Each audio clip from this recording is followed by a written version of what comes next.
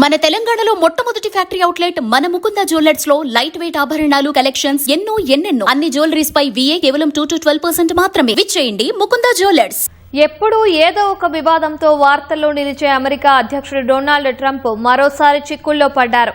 Bharat China దేశాలను కించపరుస్తూ American radio వ్యాఖ్యాత Michael Savage చేసిన జాత్యహంకార వ్యాఖ్యలను ట్రంప్ సమర్థించడం వివాదంగా మారింది.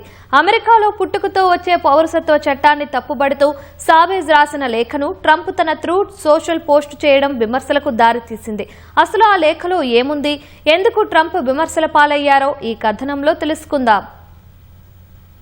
రెండోసారి అధికారంలోకి వచ్చినప్పటి నుంచి వలసదారులపై కఠినంగా వ్యవహరిస్తున్న అమెరికా అధ్యక్షుడు డొనాల్డ్ ట్రంప్ మరోసారి వివాదంలో చిక్కుకున్నారు.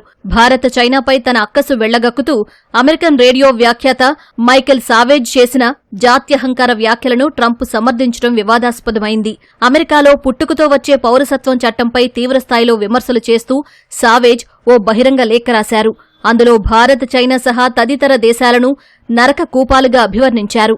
ఆయా దేశాలకు చెందిన వారు కేవలం తమ పిల్లలకు అమెరికా పౌరసత్వం ఇప్పించుకోవడం కోసమే గర్భంతో ఉన్నప్పుడు 9వ నెలలో ఇక్కడికి వచ్చి ప్రసవిస్తున్నారని ఆరోపించారు.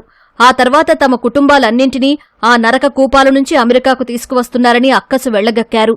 అంతేకాకుండా భారత్ చైనా వలసదారులను ల్యాప్టాప్లు పట్టుకున్న గ్యాంగ్స్టర్లుగా సావేజ్ అభివర్ణించారు. వారంతా అమెరికా జెండాను అవమానిస్తున్నారని, ఈ పౌరసత్వంపై కోర్టులపై ఆధారపడకుండా జాతీయ స్థాయిలో ప్రజాభిప్రాయ సేకరణ నిర్వహించాలని డిమాండ్ చేశారు. భర్త్ టూరిజం పేరుతో ప్రస్తుత చట్టాలను దుర్వినియోగం చేస్తున్నారని సావేజ్ ఆరోపించారు.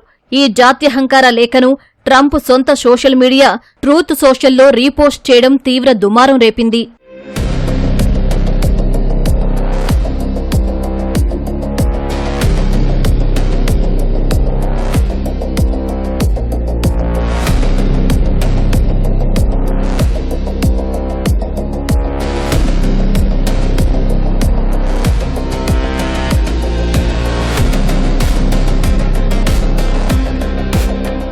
అమెరికా పౌరసత్వ చట్టాలపై ట్రంప్ వాస్తవ విరుద్ధమైన వ్యాఖ్యలు చేశారు.